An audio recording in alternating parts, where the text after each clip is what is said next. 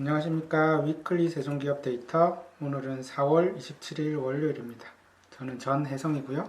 네, 저는 정윤호입니다. 네, 안녕하세요. 저는 정민경입니다. 네, 오늘 그러면은 먼저 네, 실적 업데이트. 네, 실적 요지 1분기 실적 시즌이 이제 본격적으로 시작이 되었는데요. 네, 뭐 코로나 때문에 1분기 실적에 대한 기대감이 사실 좀 낮기는 하지만 그 중에서도 좀 특징적인 종목들 좀 간단하게 좀 짚고 넘어가 보도록 하겠습니다. 실적 발표 이후에 이제 좀 주가가 강했던 종목들이 몇 가지가 있는데요. 그 중에 대표 기업 중에 하나가 이제 네이버입니다. 네이버는 사실 저희는 되게 오랫동안 좀 다소 보수적으로 말씀드렸던 종목이에요. 왜냐하면 매출액은 계속 꾸준하게 느는데 이익이 오히려 감소하고 있어서 이게 아무래도 뭐 여러 가지 투자가 증가하고 있기 때문에 뭐 이익이 감소할 수밖에 없는데 어쨌든 뭐 투자자 입장에선 매출이 증가하는 기업보다는 이익이 증가하는 기업에 좀 더 관심을 가져야 되기 때문에 저희는 조금 보수적으로 말씀드렸던 회사입니다. 근데 이제 2020년 1분기 영업이익이 이제 8분기 만에 전년 동기 대비 성장세로 전환되었고 이익률도 12.9%로 전분기 9.7% 대비 소폭 개선되었습니다. 네. 근데 이게 개선됐긴 했는데 2, 3년 전에 네이버 전사 연결 기준 영업이익률이 20% 중반을 꾸준히 유지했는데 뭐 최근 보면은 뭐 10% 초반대까지 내려왔다는 걸 감안하면 뭐 이렇게 의미 있는 이익 개선이라고 보기는 조금 어렵지 않나 생각하고 있습니다. 뭐 이익률이 개선된 이유를 뭐 한마디로 요약을 해보자면 이제 그동안 투자가 좀 많았던 라인 및 기타 사업부에서 적자폭이 조금 축소됐기 때문에 이익률이 좀 개선되었습니다. 이제 네이버가 이제 주가가 실적 발표 이후에 상당히 견조한데 일단 실적을 좀 먼저 간단히 업데이트를 해보면 네이버 역시 코로나19 영향은 피해갈 수 없었다고 합니다. 온라인 쇼핑 증가로 뭐 광고 매출이 하락을 커버하긴 했지만 그래도 메인은 어쨌든 간에 광고가 이제 주력 매출이기 때문에 약간 그러니까 뭐 믹스를 좀 해본다고 하면 약간의 좀 부정적인 영향이 있던 걸로 좀 추정이 됩니다.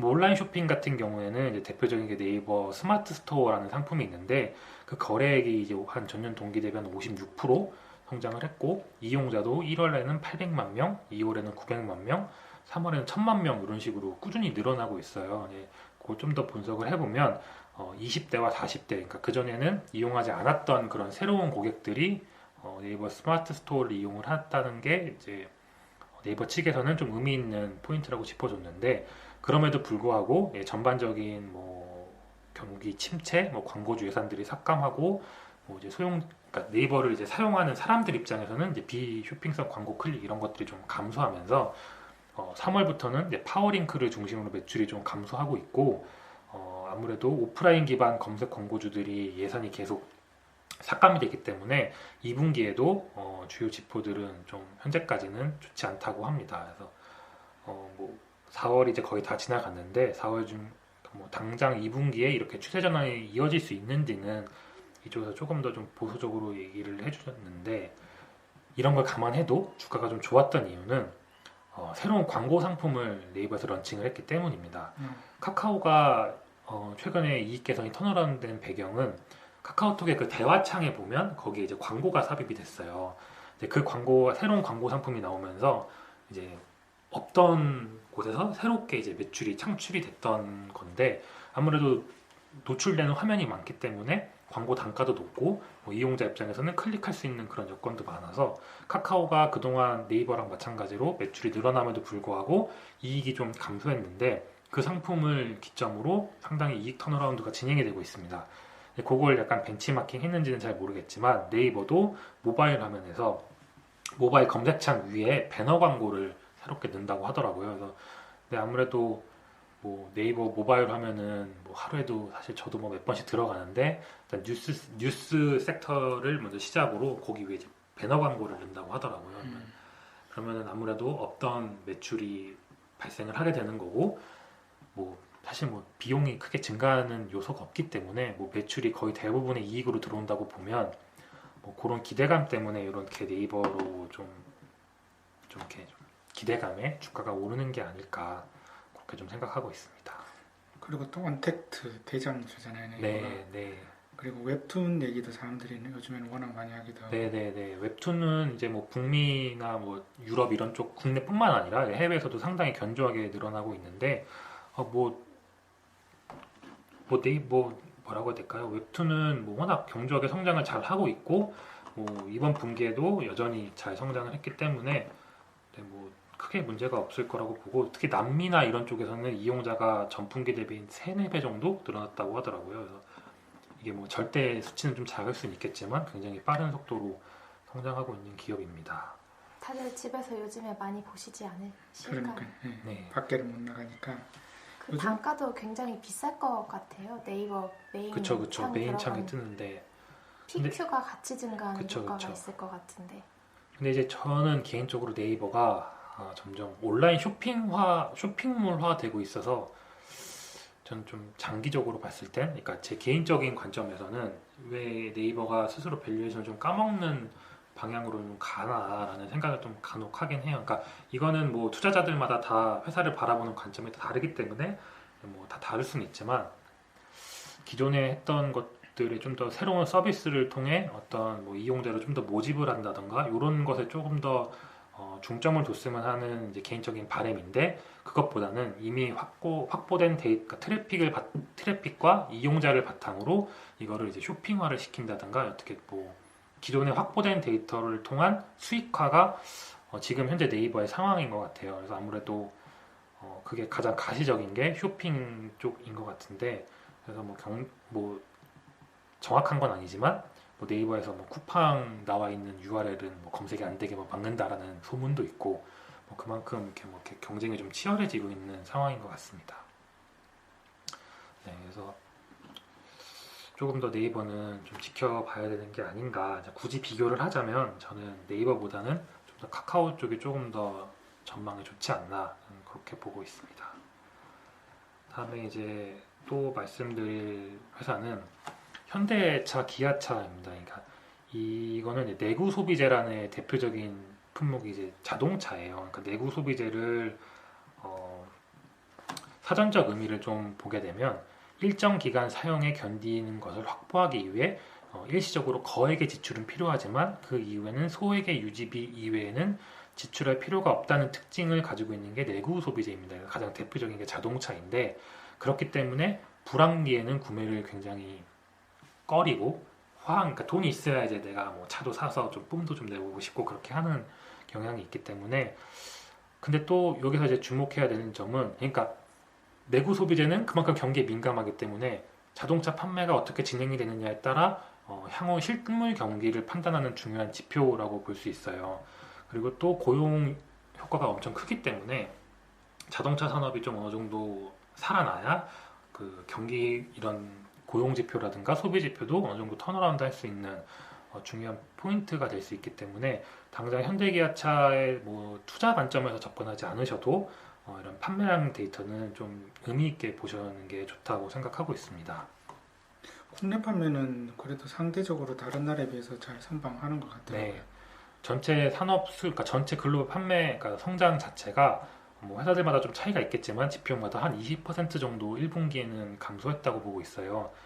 근데 그럼에도 불구하고 현대랑 기아는 내수 시장에서 이제 신차 출시 효과나 뭐 이런 것들로 상대적으로 잘 방어를 해서 1분기 때 그래도 의미 있는 성적을 내긴 했지만 뭐 기아차 같은 경우에는 컨퍼런스 콜 통해서 2분기 수요가 40% 이상 하락할 수 있을 가능성도 배제할 수 없다라는 전망을 줬어요. 뭐 컨퍼런스 콜은 기아자동차 홈페이지에 들어가시면 이제 녹음 파일도 다 올라와 있으니까 그건 한번 이제 들어보시면 되는데 그만큼 뭐 이제 좀 우려스러운 상황이에요. 더 우려스러운 건 아까 말씀드렸던 것처럼 내구 소비재이기 때문에 그러니까 시장에서는 2분기가 바닥이고 3분기에 턴어라운드 할 거다라는 그런 기대감도 있겠지만 3분기에 당장 이게 움츠러졌던 소비가 뭐 자동차 같은 이런 큰 지출이 바로 일어날 수 있을지는 아직은 좀 장담하기 어렵지 않나라는 생각을 좀 하고 있습니다. 이제 좀 길게 보고 기대를 해볼 만한 거는 우리가 20%만큼 망가졌으면은 미국 차, 일본 차 같이 그쵸. 유럽 차 같이 우리가 경쟁 상대로 삼는 차들은 더 많이 그쵸. 망가지면은 장기적으로 좀 좋아질 수 있지 않을까. 네, 맞아요. 근데 이제 일단 그래도 당장 부회장님이 또 일단 사실로 또 말을 올렸으니까. 부회장님이 또 이제 화끈하게 화끈하게 받쳐주고 계시죠. 그러니까 나를 따르라 이렇게 해서 내가 먼저 딱 들어왔으니까 그리고 또 뭐 남자들은 다 차 대부분 좋아하니까 보면은 네, 네. 최근에 나왔던 차들이 다 디자인이라든지 이런 것들이 잘 나왔어요. 네, 그럼 맞아요. 어떻게 보면 잘 나왔을 때 물 들어왔을 때 노를 팍팍 저어야 됐었는데 마침 썰물이라 가지고 네. 약간 좀 아쉽긴 하지만 이게 또 다시 조금 좋아졌을 때는 이게 큰 효과를 발휘할 수 있지 않을까. 맞아요.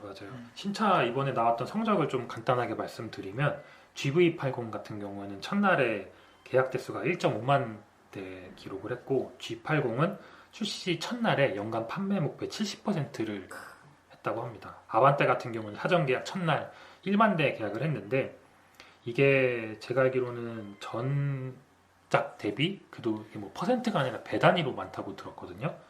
그래서 지금 현재는 국내 기준으로 약 12만 대 정도 신고 미출고 물량을 보유하고 있다고 합니다. 그래서 2분기가 좀 어렵긴 하겠지만 그래도 국내에서 탄탄하게 받쳐준다면 의외로 견조할 수 있겠는데 뭐 그래도 해외에서 차가 잘 팔려야겠죠. 네. 이거는 다 하셨나요, 그러면? 네, 저는 뭐 여기까지. 이거 말고도 저희가 그 전주랑 전전주에 했던 효성화학이라든지 뭐 금호석유화학 이런 네. 화학주들이 최근에 엄청 뿜었어요.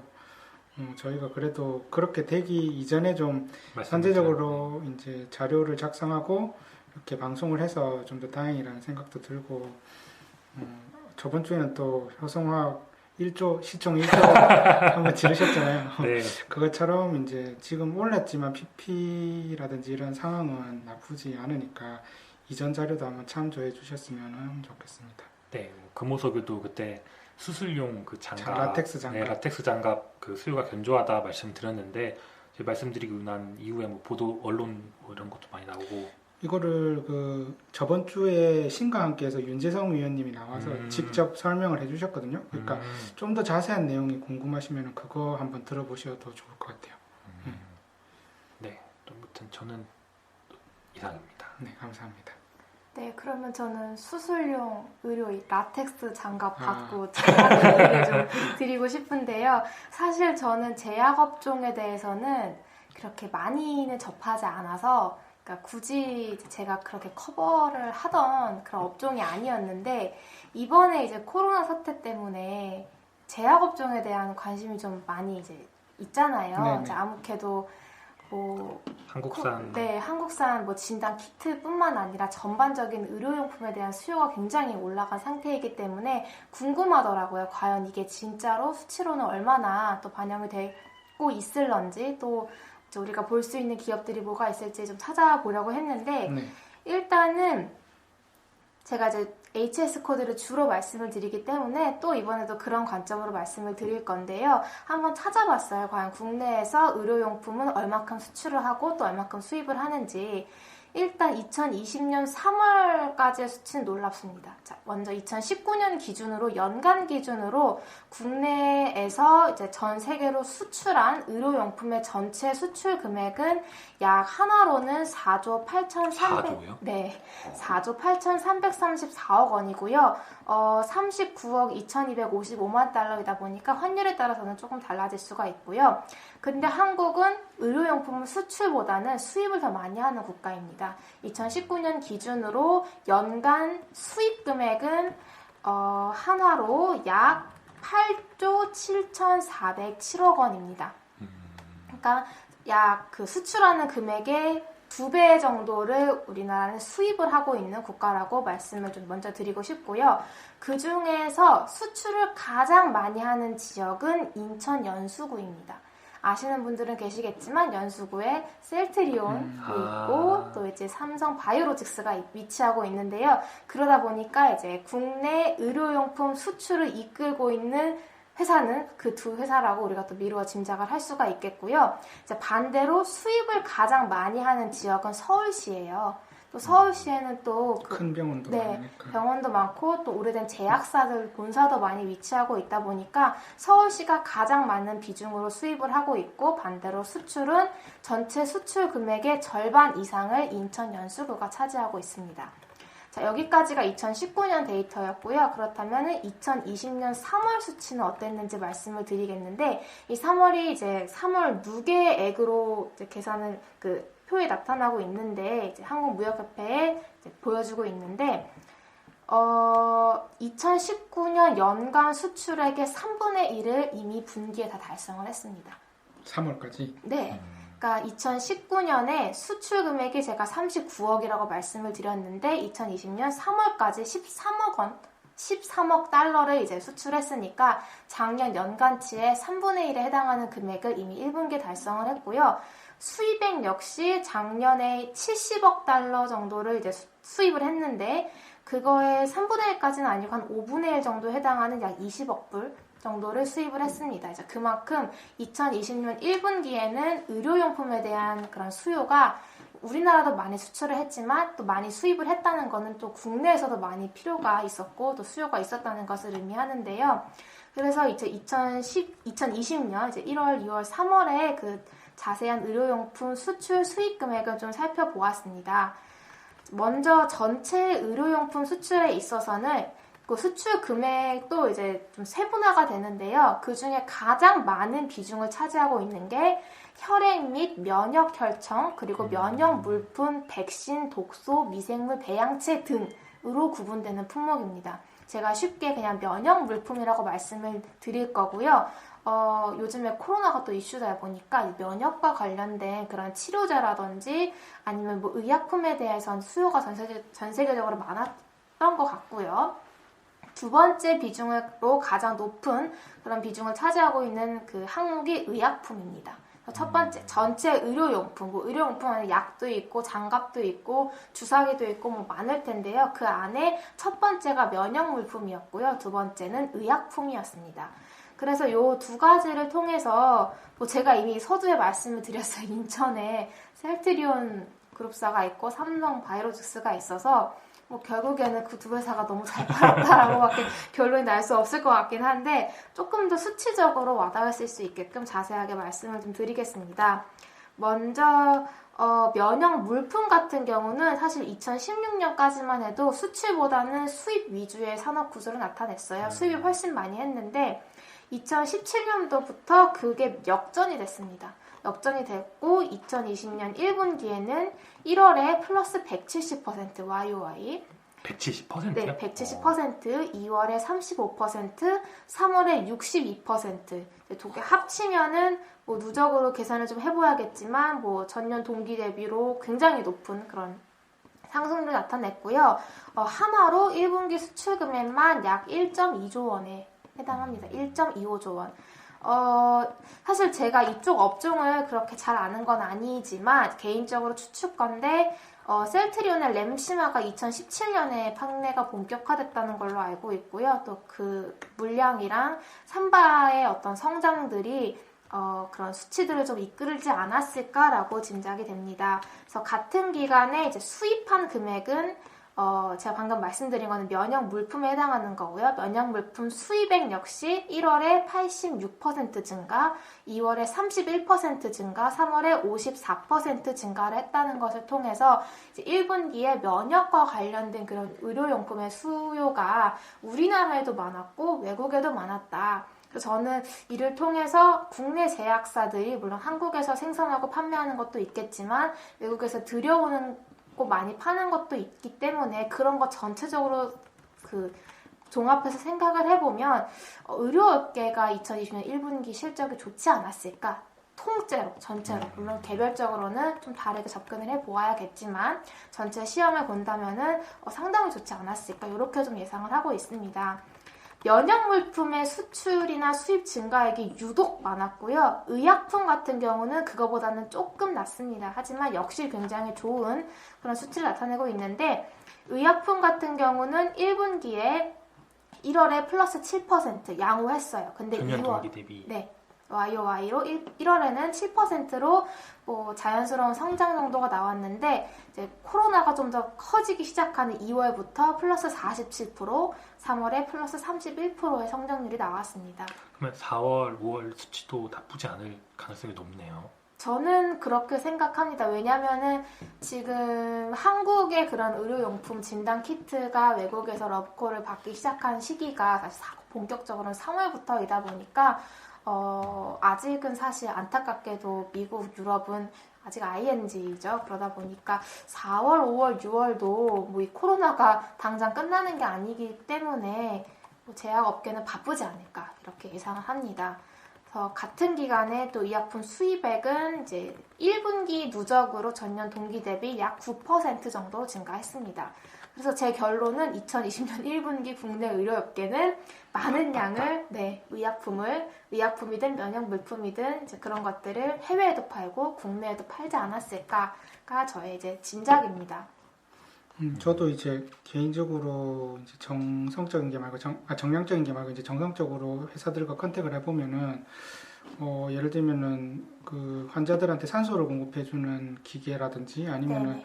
또 이게 일종의 폐렴이니까 폐렴을 진단하기 위해서는 체온도 재야 되지만 엑스레이를 가지고 폐가 뭐 하얗게 변했다든지 이런 걸로 체크를 하는데 그래서 엑스레이 기계를 만드는 회사들이 전부 다 지금 거의 2교대를 돌리지 않으면 안 될 정도로 바쁘다고 하더라고요. 그래서 저희가 예전에 CJ는 너무 그 아이템 하나 자체가 실적에 비해 차지하는 것에 비해서 주가가 오른 게 좀 과도할 수도 있다라는 얘기를 드렸지만 이렇게 그게 메인이 되는 회사라면은 실제로 1분기 실적이 지금부터 이제 쭉 나올 거니까 그 다음에 2분기 실적은 더 서프라이즈가 나올 수도 있고 실적주가 될 수도 있을 것 같아요. 이런 네, 것들이. 맞아요. 저도 그렇게 결론을 내렸어요.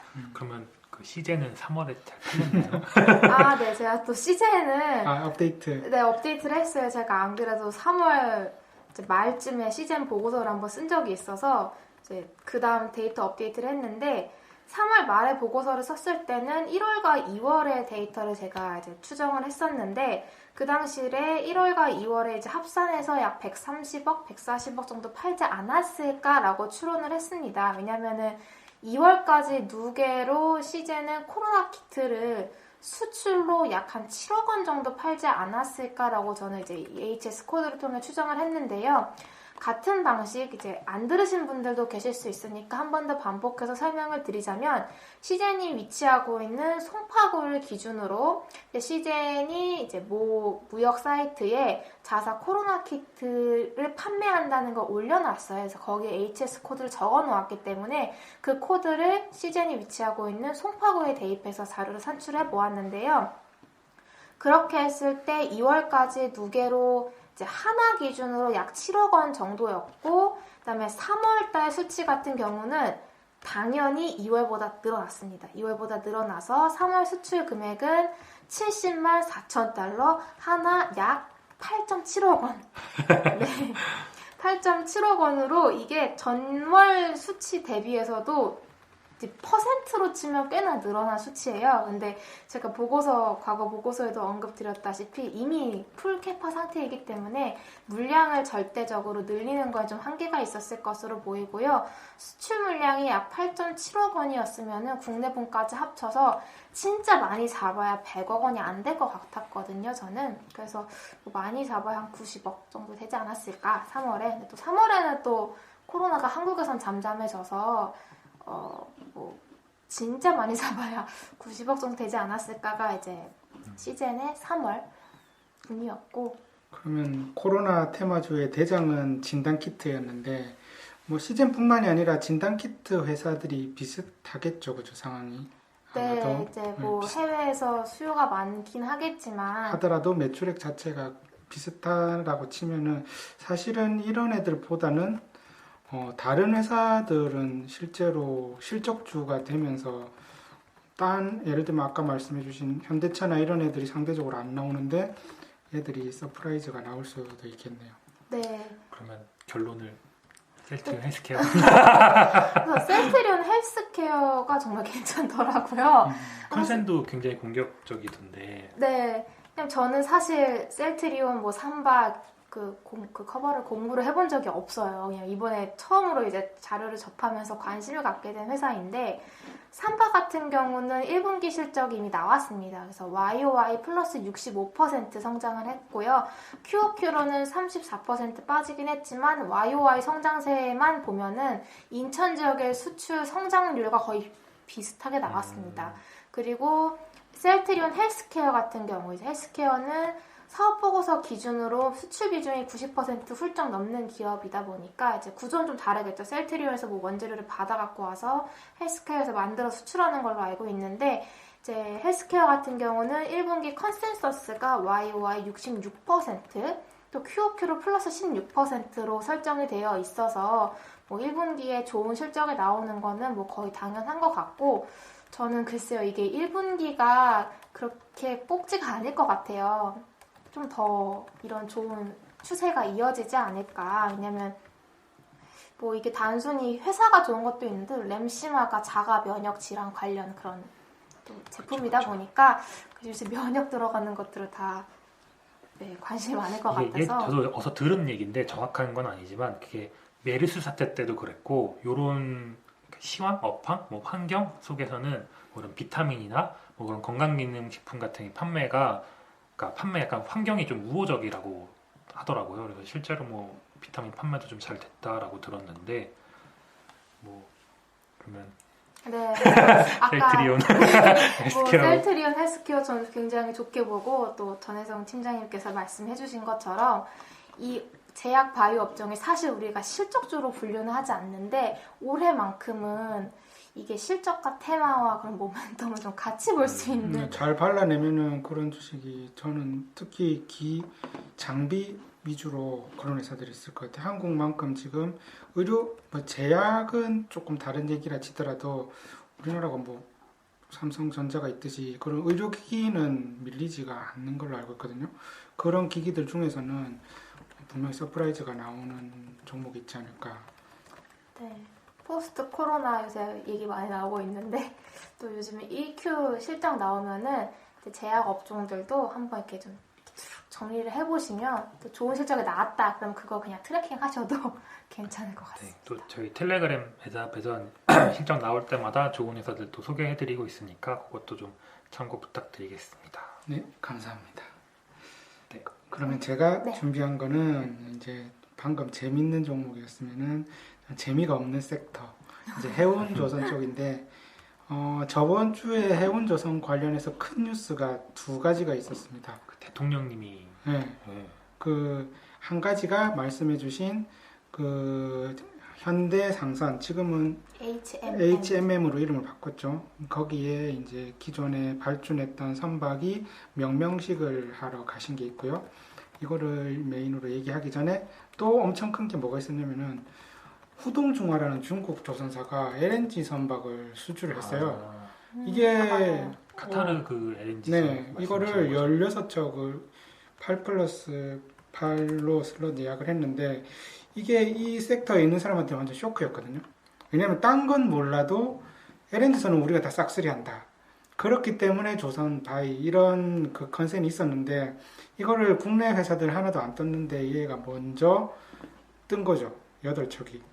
그리고 후동중화라는 회사가 우리나라에서 그동안 뭐 얘기하기로는 자기 내부적으로 LNG 선박 만들었다가 제대로 안 굴러가서 뭐 폐선하고, 그리고 얘가 이때까지 만들어본 배가 총 합쳐서 24척밖에 건조 경험이 없는 회사인데, 왜 이렇게 온 거에 대해서 사실 엄청나게 쇼크를 받았거든요. 시장에서는 아무 관심도 없었지만. 그런데 그거보다 더 쇼크를 받은 건 사실 그 다음날 주가가 엄청 빠질 줄 알았는데 주가가 도로 올랐어요. 그래서 이게 시장이 제대로 파악하고 있는 게 맞나라는 생각이 들기도 하고, 또 긍정적으로 보는 사람들은 LNG 프로젝트라든지 이런 것들이 다 통째로 뒤로 밀려버리는 게 아닌가 했는데, 이렇게 됐다면은 우리나라 선박들도 이제 받을 거다. 그렇게 되면은 나쁘지 않다. 이렇게 프로젝트가 밀리진 않는구나, LNG 프로젝트들. 이런 식으로 좋게 보시는 분도 있고요. 그 다음에 이거는 이제 LNG 선박에 대해서 얘기하려면 이제 너무 기니까 이 정도로만 말씀을 드리고, 현대상선이 초대형 컨테이너선을 발주를 했는데, 이게 언론 기사를 찾아보면은 배가 엄청 크다, 뭐 축구장 몇 개 사이즈, 그 다음에 뭐 63빌딩에 몇 미, 얘가 길이는 400m 정도 되는데 400m는 뭐 에펠탑보다 더 크다 이렇게만 설명을 하는데 사실 저희가 에펠탑보다 큰 게 중요한 게 아니지 않습니까? 그러면은 이번에 발주된 24,000 TEU라는 배가 어떤 배인지 이번 기회에 조금 공부를 해보면은 다음에 뉴스 플로우가 뜰 때도 볼 수 있으니까 그거를 조금 자료를 준비해봤고요. 이 배가 어떻게 만들어진 배냐면은 첫째로는 이게 현대상선이 운용은 하지만 현대상선의 배는 아니에요.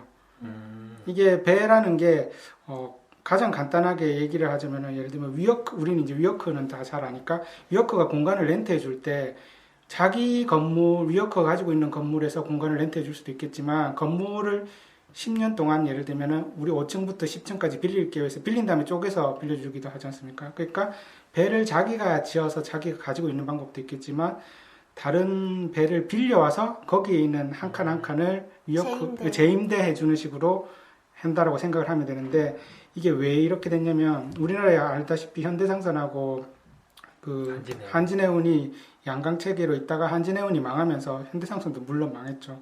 그렇게 됐는데 그러면은 정부에서 이 현대상선한테 바로 돈을 꽂아주게 되면은 이거는 그 도덕적 해이가 발생할 수 있잖아요. 현금이 망한 회사를 그대로 살려주는 게 되니까. 그러니까 어떤 방식을 택했냐면은 한국해양진흥공사라는 거를 만들었어요. 공사를 하나 설립해서 여기에 펀딩을 하고 한국해양진흥공사가 선박을 발주를 내고 이 선박을 렌트를 해준 거죠. 한마디로 얘기를 하면은. 그렇게 하면서, 근데 이게 왜 렌트가 필요했냐면은 컨테이너선은 특징이 버스 생각하시면 돼요. 그러니까 버스는 예를 들면 200번 버스가 있으면 200번 버스는 뭐 광화문에서 여의도를 갔다가 뭐 강남으로 가는 요렇게 코스가 있으면은 사람이 몇 명이 타든지 10분 간격으로 요 버스는 이렇게 간다. 그렇게 이렇게 예를 들면 미국의 LA를 갔다가 뭐 중국에 어디를 갔다가 이렇게 코스가 있고 거기에 컨테이너 자리 슬롯을 이렇게 임대를 해주고 옮겨주는 겁니다. 그렇기 때문에 제일 중요한 게 벌크라든지 다른 선박하고 다르게 배 한 척을 굴릴 때 우리가 만약에 쿠팡을 하는데 트럭을 누구는 엄청 큰 트럭을 하고 누구는 1톤 트럭을 하면은 큰 트럭으로 운행하는 사람이 훨씬 더 유리하죠. 고정비계라. 그러니까 컨테이너가 딱 그런 사업이거든요. 그렇기 때문에 작은 배를 운영하는 회사는 살아남을 수가 없어요. 그래서 지금 현대상선이 한 8위, 9위 정도 되는 회사인데 그 전에 이제 엄청 비싼 가격으로 계약이 장기로 계약이 됐던 그거는 비교를 하자면은 내가 위워크인데 이 건물의 5층에서 10층까지를 임대를 강남 아파트가 엄청 비쌀 때 기준으로 임대를 한 거죠. 10년치를. 근데 폭삭 망해가지고 그거에 잠시만 끊었다 하겠습니다. 잠시 방송 사고가 있어요.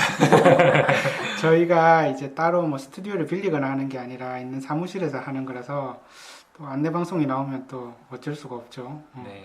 그래서 아까 어디까지 말씀드렸더라. 그래서 선박을 발주를 대량으로 내야만 이게 가격 경쟁력이 유지가 되기 때문에 24,000 TEU짜리 12척 그리고 14,000 TEU짜리 8척을 아까 말씀드린 한국해양진흥공사에서 발주를 냈어요. 그리고 이거를 이제 누가 받아 현대중공업, 대우조선해양, 삼성중공업 세 회사가 이제 나눠서 수주를 받았고 그 배 중에 이제 첫째 배가 나온 거죠. 그래서 이걸 가지고 이제 글로벌로 경쟁을 해야 되는데 이거 뭐 다 지난 얘기인데 그리고 나는 조선업은 상관없는데라고 하지만 이거 비슷한 게 또 하나 생길 것 같아서 그래요. 왜냐하면은 이거랑 비슷한 구조의 회사가 또 하나 있습니다. 항공사. 항공사도 지금 문제가 되는 게 비행기 리스료가 엄청나게 비싸고 감당을 못하고 이렇게 되는데 지금 뭐 LCC들이야 뭐 그렇다 치더라도 대한항공하고 아시아나 전부 다 이 부분에 문제가 있다라고 얘기를 해서 국토교통부가 위기 극복을 위해서 항공판 진흥공사 설립을 추진하고 있는 것으로 확인이 됐어요. 그러면은 이거랑 비슷한 그러니까 이 진흥공사에서 이 공사에서 이제 정부 자금이 들어가고 발주를 내고 여기 리스해 주는 식으로 될 수도 있기 때문에 이쪽을 계속 한번 봐야 될 것 같습니다. 그리고 아까 제가 말씀드린 게 24,000 TEU라고 했잖아요. TEU가 이제 뭔가 이런 걸 좀 알면은 이런 뉴스들을 업데이트할 때 유리한데 우리가 집은 뭐 30평, 20평 이렇게 얘기하고 차는 2000cc, 3000cc 얘기하듯이 배는 크기를 잴 때 대부분은 톤으로 하거든요. 톤에지라고 톤으로 하는데, 근데 그 중에서 이제 모든 배는 톤으로 다 환산이 됩니다. 하지만 우리가 집을 할 때는 평으로 하고 차는 cc로 하듯이 LNG선을 얘기할 때는 보통 CBM이라는 큐빅미터, 그러니까 입방미터를 단위로 해가지고 몇 CBM짜리 배라고 얘기를 하고요. 그 다음에 TEU는 그거 20피트짜리 컨테이너 박스 한 개를 말하는 거라서 아까 24,000 TEU라는 거는 컨테이너 박스가 24,000개가 들어가는 배라는 뜻입니다. 그러니까 지금 24,000 TEU짜리가 거의 최고 사이즈거든요. 24,500이나 뭐 25,000짜리가 있는지는 모르겠는데 그렇게 되고, 그 다음에 뭐 대부분의 벌크선 같은 경우는 톤수로 하게 되고요. 이거를 좀 더, 그 다음에 배들이 어떤 배들이 있는지를 좀 나눠보면은 석유, 가스 같은 웻카고를 운송하는 배들을 탱커라고 하고요. 그 다음에 철광석, 석탄, 곡물을 운송하는 거를 건화물선이라고 하고, 저번 주였나? 이런 것들을 운송하는 대표적인 회사가 이제 펜오션이 있었죠. 네.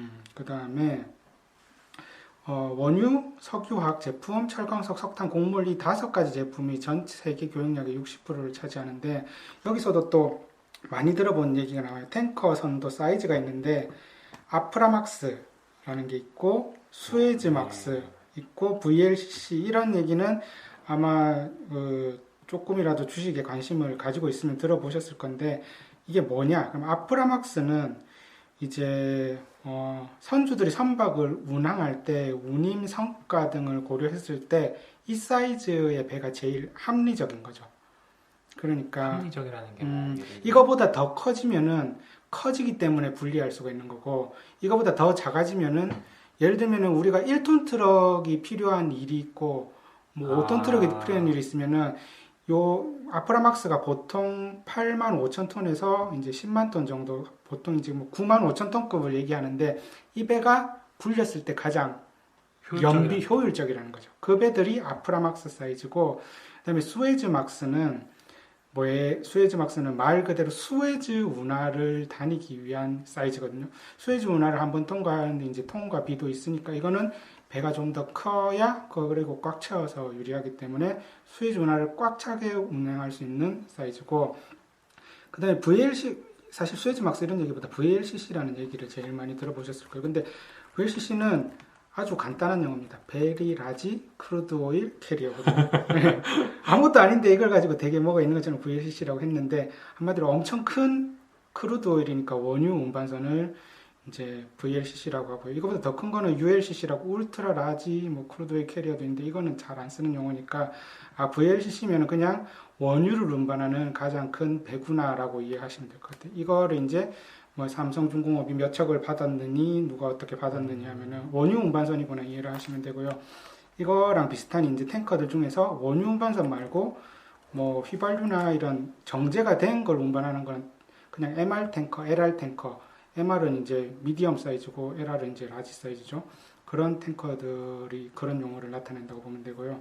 벌크에서는 이제 아주 작은 배들은 핸디막스라는 작은 배들이 있고, 그 다음에 이제 파나마 운하를 통과하는, 아까는 수에즈 운하였지만 파나막스를 이제 있고, 그 다음에 케이프 사이즈, 우리 케이프, 남아프리카 밑에 있는 케이프를 지나간다고 해가지고 케이프 사이즈가 있고, 그 다음에 여기도 아주 큰 거는 VLBC라고 이제 베리 라지 벌크 캐리어라고 있는데, 이것도 많이 쓰는 용어는 아니지만 이렇게 사이즈별로 용어가 있습니다. 그리고 또 어떤 게 있냐면 아까 VLCC처럼 VLGC라는 것도 있어요. 이거는 VL은 뭐 베리 라지일 거고, G는 가스인데, 그 가스들 중에서도 이제 LPG를 운반하는 거를 VLGC라고 해요. 아주 큰 배들 중에서. 그 다음에 그냥 LPG 말고 LNG를 운반하는 거는 그냥 VLGC라고 하지는 않고 그냥 가스 캐리어라고 하는 경우가 많고요.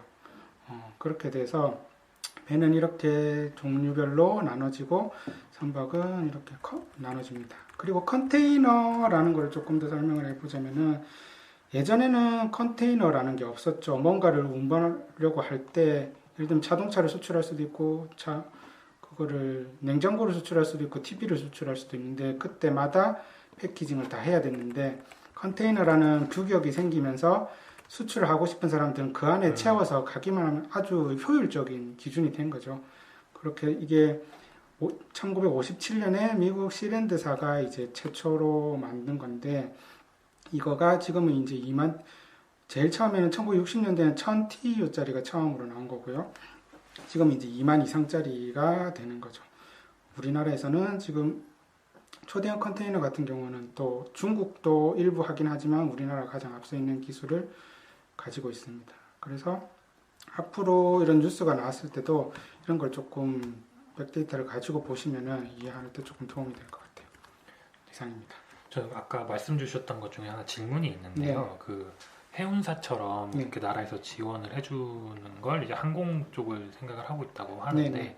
그렇게 되면 뭐 대한항공이나 아시아나항공 입장에서는 좀 긍정적인 영향이 있다. 아주 긍정적이죠. 왜냐하면 다른 것보다도 이 회사들의 가장 문제, 특히나 아시아나의 문제는 부채 비율이 너무 높다잖아요. 그러면은 이 부채 비율이 너무 높은 거를 정부 이게 회계 기준으로 어떻게 정확하게 바뀔지는 모르겠는데 정부에서 낸 거기서 리스하는 그런 식이기 때문에 부채 비율이 낮아질 확률이 제가 보기에는 훨씬 높습니다. 그러니까 그렇게만 돼도 레이팅이 높아질 수 있고 이자를 낼 때도 유리하게 될 수도 있고 그것만 되더라도 그리고 예를 들면은 해외에 있는 그런 데랑 이렇게 계약이 돼 있으면은 가격 조정이라든지 이런 게 완전히 픽스가 돼 있는데 정부는 뭐 아시아나나 대한항공을 짜내서 더 이익을 취하려고 하기보다는 이런 고용이라든지 살려내는 게 더 중요하기 때문에 그런 식으로 유도리도 있을 거고요.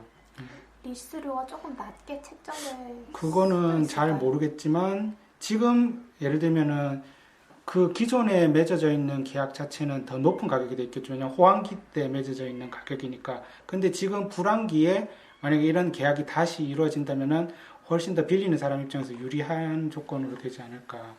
그래서 항공사들은 이렇게 되면은 좋은 건데 이제 이렇게 하는 게 맞냐 또 혈세가 들어가는 게 아니냐라는 얘기가 될 수도 있죠. 그런 논란. 그러면 하나만 더 질문을 좀 드리면 네네. 이게 대한항공, 아시아나항공 말고 LCC 업체들도 어떻게 보면은 수혜를 볼 수 있을까요? 일단은 최근에 물론 정부에서 아직 정확하게 얘기가 나온 건 아니지만 최근에 보면은 대한항공하고 아시아나항공에는 채권이었나요? 그래서 정부에서 직접 지원해 주기로 1조 7천억 1조였나 이렇게 지원해 주기로 했는데 거기에 LCC는 포함이 안 돼 있었어요.